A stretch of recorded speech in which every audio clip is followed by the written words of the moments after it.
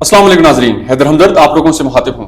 آزادی اور خود مختاری گھروں میں بیٹھنے سے نہیں ملتی، آزادی اور خود مختاری آفیسز میں اے سی کے اندر کے بیٹھنے سے نہیں ملتی، آزادی اور خود مختاری کسی کا چمچہ بننے سے نہیں ملتی۔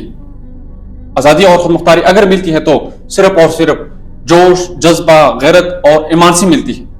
آزادی کے لیے آپ کو قربانی دینی پڑے گی۔ آزادی کے لیے ماں باپ، بیٹے اور اپنی فیملی ممبرز کی قربانی دینی پڑتی ہے۔ آزادی کے لیے میدان جنگ میں اترنا پڑتا ہے۔ آزادی کے لیے طاغوت اور ظالم کی آنکھوں میں آنکھیں ڈالنی پڑتی ہے۔ آزادی کے لیے میدان جنگ میں اترنا پڑتا ہے۔ پولیٹیشنز کو قربانی دینی پڑتی ہے، عوام کو قربانی دینی پڑتی ہے، ملٹری آفیسرز کو قربانی دینی پڑتی ہے۔ اگر آپ یہ سب قربانیاں دے سکتے ہیں تو تب آپ اپنے آپ کو ایک آزاد اور خود مختار ریاست بنا سکتے ہیں۔ قربانی اور خون پسینے کے علاوہ کوئی بھی ایسا قوم نہیں کہ جس نے ان سب چیزوں کے علاوہ اپنے آپ کو خود مختار بنایا ہو۔ اس کے لیے آج میں آپ لوگوں کو ایک جیتا جاگتا ثبوت دینے جا رہا ہوں، ایک ٹھوس ثبوت دینے جا رہا ہوں کہ ایک ایسا قوم ہے اس دنیا میں کہ جو واقعی یہ سب کچھ کر کے اپنے آپ کو خود مختار اور آزاد بنا رہا ہے۔ وہ ہے صرف اور صرف ایران۔ ناظرین، آج ہم بات کریں گے کہ ایران نے یہ جو فتح حاصل کرنے والا ہے، ایران امریکہ اور اسرائیل سے جو جنگ جیت رہا ہے، ایران امریکہ اور اسرائیل کے اوپر جو غالب آ رہا ہے، اس کے پیچھے وجوہات کیا ہے، اس کے پیچھے کتنی بڑی بڑی قربانیاں ہیں ان کی، اس کے پیچھے اس کے عوام نے کتنی قربانی دی ہے، اس کے پیچھے ان کی پولیٹیشنز نے کتنی بڑی قربانی دی ہے، اس کے پیچھے ان کے ملٹری آفیسرز نے کتنی بڑی قربانی دی ہے۔ آج ہم یہ سب کچھ ڈسکس کرنے والے ہیں اور آپ لوگوں کو ایک سالڈ پروف دینے جا رہا ہوں کہ واقعی ایران کے عوام نے، ایران کے سیاستدانوں نے، ایران کے ملٹری آفیسرز نے اپنی قربانی سے، اپنے خون اور پسینے سے امریکہ کو نیست و نابود کر دیا اور یہ جنگ جیتنے لگا۔ ناظرین، آج ہم بات کریں گے اس ویڈیو میں کہ ایران کی جو سابقہ جو 5 بڑے اور زبردست قسم کے جو لیڈرز تھے جن کو شہید کروایا گیا، ان کی ہم بات کریں گے اور ساتھ ساتھ یہ بھی بتائیں گے کہ اب ان کی جگہ کون سی نیو آفیسرز اپوائنٹ کی گئی ہے یا پھر جو اپنی سرگرمیاں سر انجام دے رہے ہیں۔ یہ دونوں بات اس ویڈیو میں آپ لوگوں کو کلیئر کرواتے جائیں گے۔ سب سے پہلے نمبر پہ ہم بات کریں گے ایران کی سابقہ سپریم لیڈر سید علی خامنائی کی، جو کہ ایک 86 سالہ شخصیت ہے۔ اس کے بارے میں تھوڑا سا بات کرتے ہیں کہ وہ مطلب کہ پچھلے زمانے میں کس طرح کی ڈیوٹی سر انجام دیا کرتے تھے۔ سب سے پہلے اگر ہم بات کریں 1981 سے لے کر 1989 تک یہ ایران کے پریزیڈنٹ رہ چکے ہیں، یعنی کہ 8 سال اس نے ایران کی صدارت کی ہے، ایران کی صدر تھے۔ 1981 سے لے کر 1989 تک یہ پریزیڈنٹ آف ایران رہ چکے ہیں۔ اس کے علاوہ اگر ہم دوسرے نمبر پہ بات کریں تو یہ IRGC کے کمانڈر ان چیف بھی رہ چکے ہیں، IRGC کی کمانڈر ان چیف بھی رہ چکے ہیں۔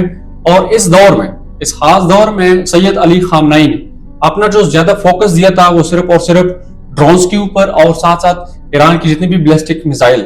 آج یہ جو ایران اسرائیل اور امریکہ کے اوپر جو یہ میزائل برسا رہے ہیں، جو یہ دھڑا دھڑ میزائل اور ڈرون برسا رہے ہیں، یہ صرف اور صرف سید علی خامنائی کی بدولت سے، یعنی کہ اس نے اپنے دور میں سب سے زیادہ فوکس ڈرونز اور بیلسٹک میزائل بھی کیا تھا۔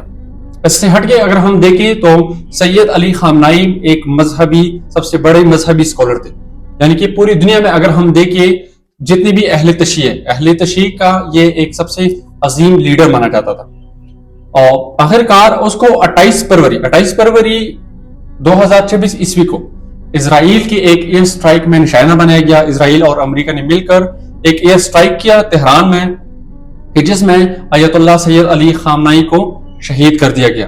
اگرچہ 1 مارچ تک ایران کے اسٹیٹ میڈیا نے اس کے اوپر کوئی آفیشل سٹیٹمنٹ نہیں دیا تھا، لیکن 1 مارچ کو پھر ایران کے اسٹیٹ میڈیا نے ایک آفیشل سٹیٹمنٹ دیا کہ جس میں حضرت آیت اللہ سید علی خامنائی کی شہادت کی تصدیق کر دی گئی۔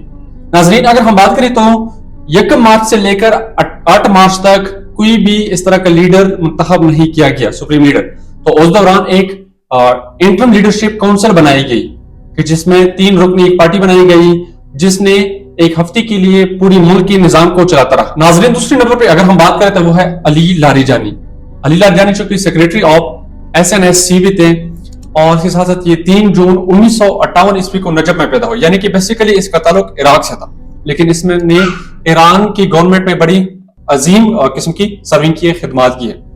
اگر ہم اس کی بات کریں تو 1994 سے لے کر 2004 تک اس نے یہ ہیڈ آف IRIB رہ چکا ہے، یعنی کہ ایران کا جتنا بھی سوشل میڈیا پلیٹ فارم تھا، ایران کی جتنا بھی سوشل میڈیا تھا یا آفیشیل جو میڈیا تھے، اس کی جو ہینڈلنگ کر رہا تھا، اس کو جو گائیڈ کر رہا تھا، اس کو جو سیکیور کر رہا تھا، اس کو جو فروغ دے رہا تھا، وہ علی لاریجانی ہی کر رہا تھا 1994 سے لے کر 2004 تک۔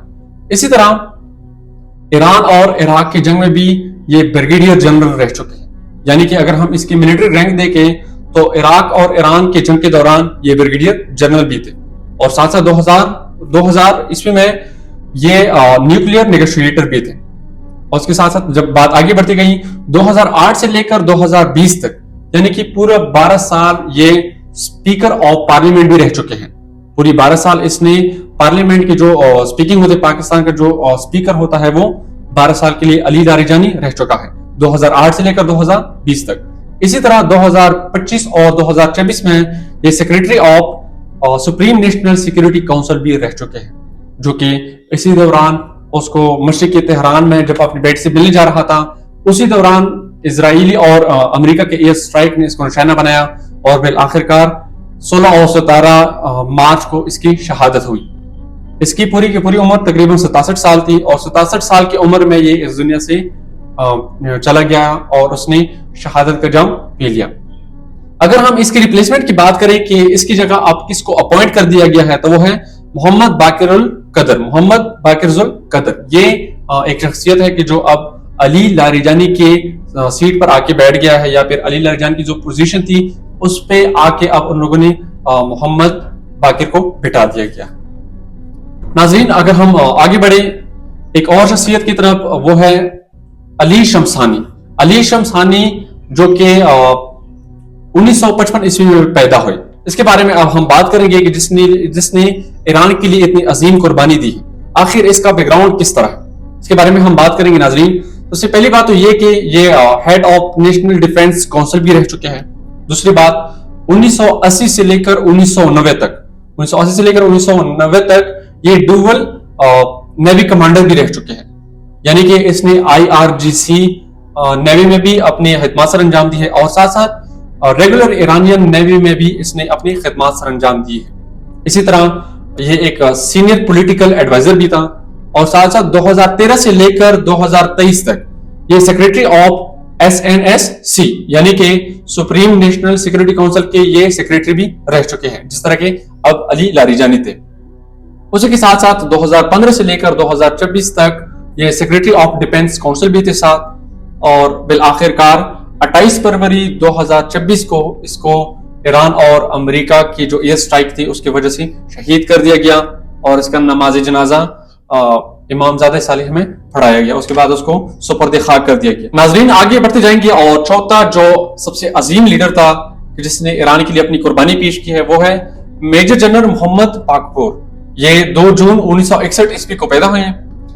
اس کے اگر ہم بیک گراؤنڈ میں تھوڑا بہت جا کے دیکھیں نا، تو یہ ایران کے انفراسٹرکچر اور ایران کی اکانومی میں اس نے بڑا اہم کردار ادا کیا۔ ایران کے اقتصادیات کو، ایران کے جو انفراسٹرکچر تھا ان کو آگے لے جانے میں اس نے اپنا مہم کردار ادا کیا ہے۔ اسی طرح اگر ہم بات کریں دوسرے نمبر پہ، تو اس نے 2009 سے لے کر 2025 عیسوی تک یہ IRGC کے کمانڈر ان چیف بھی رہ چکے ہیں، یعنی کہ IRGC گراؤنڈ فورس کے یہ کمانڈر بھی رہ چکے ہیں۔ اسی طرح 2025 اور 2024 میں یہ commander in chief of IRGC بھی رہ چکے ہیں، یعنی کہ یہ 2 دفعہ IRGC کے کمانڈر رہ چکے ہیں۔ اسی طرح 64 سال کی عمر میں، یعنی کہ 28 فروری کو اس کو بھی نشانہ بنایا گیا۔ ایران اور امریکہ کی جو جنگ ہو رہی تھی اس میں اسرائیل کی اسٹرائک نے اس کو نشانہ بنایا، اور اس کو 64 سال کی عمر میں شہادت کا جام پلایا گیا۔ ناظرین، اگر ہم اس کی ریپلیسمنٹ کی بات کریں تو اس کی جگہ پہ اب جو اس کا نیا بندہ آیا ہے وہ ہے محمد کرمی۔ محمد کرمی اس کی جگہ پہ آیا ہے، جو اب میجر جنرل محمد کی جو سرگرمیاں ہیں، جو ڈیوٹیز تھی، ان کو ابھی وہی نبھا رہا ہے۔ اگر ہم 5ویں اور آخری لیڈر کی بات کریں تو وہ ہے سید عبدالرحیم موسوی۔ سید عبدالرحیم موسوی وہ 5ویں سب سے عظیم لیڈر تھے کہ جس نے ایران کے لیے اپنی قربانی پیش کر دی۔ یہ 23 جون 1960 عیسوی کو پیدا ہوئے تھے۔ اگر ہم اس کے بھی بیک گراؤنڈ تھوڑا بہت چیک کریں تو اس کا بیک گراؤنڈ کچھ اس طرح سے تھا کہ یہ ایک PhD اسکالر تھے، ایک PhD اسکالر تھے، یعنی کہ اس نے ڈیفنس میں اس نے PhD ڈگری کر کے رکھی تھی۔ جو کہ ایک سب سے بڑی بات ہے.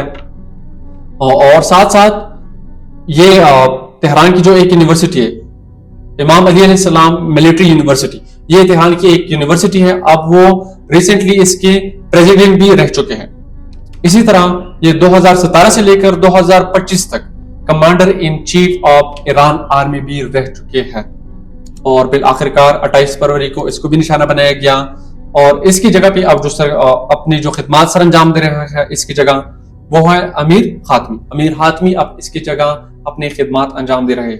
ناظرین, یہ جتنا بھی آپ لوگوں کے ساتھ میں نے لسٹ شیئر کیا یہ بالکل ویلڈ انفارمیشن ہے, یعنی کہ اس سے ہم اندازہ لگا سکتے ہیں کہ ایران کے کتنے اچھے اور سپریم لیڈرز تھے, کتنے سب سے قابل قدر, کتنے اعلیٰ عہدیدار تھے کہ جن لوگوں نے ایران کی سلامتی کے لیے, اپنے عوام کی سلامتی کے لیے قربانی پیش کی ہے. طاغوت کی نظام ہے, امریکہ کے نظام, اسرائیل کے نظام, امریکہ کی حکومت میں آنکھوں میں آنکھیں ڈال کر اس لوگوں نے بات کی ہے, آنکھوں میں آنکھیں ڈال کر ان لوگوں نے ہر ایک حملے کا بھرپور جواب دیا ہے. اس طرح ہم حاصل کر سکتے ہیں اپنے لیے ایک خود مختار اور آزاد ریاست. اگر ہم چاہیں کہ ہم اپنا ایک خود مختار اور آزاد ریاست بنائیں تو اس کے لیے سب سے پہلے آپ کے لیڈرز کو قربانی دینی پڑے گی. Otherwise it will not be possible کہ آپ ایک اچھا اور خود مختار ریاست بنائیں.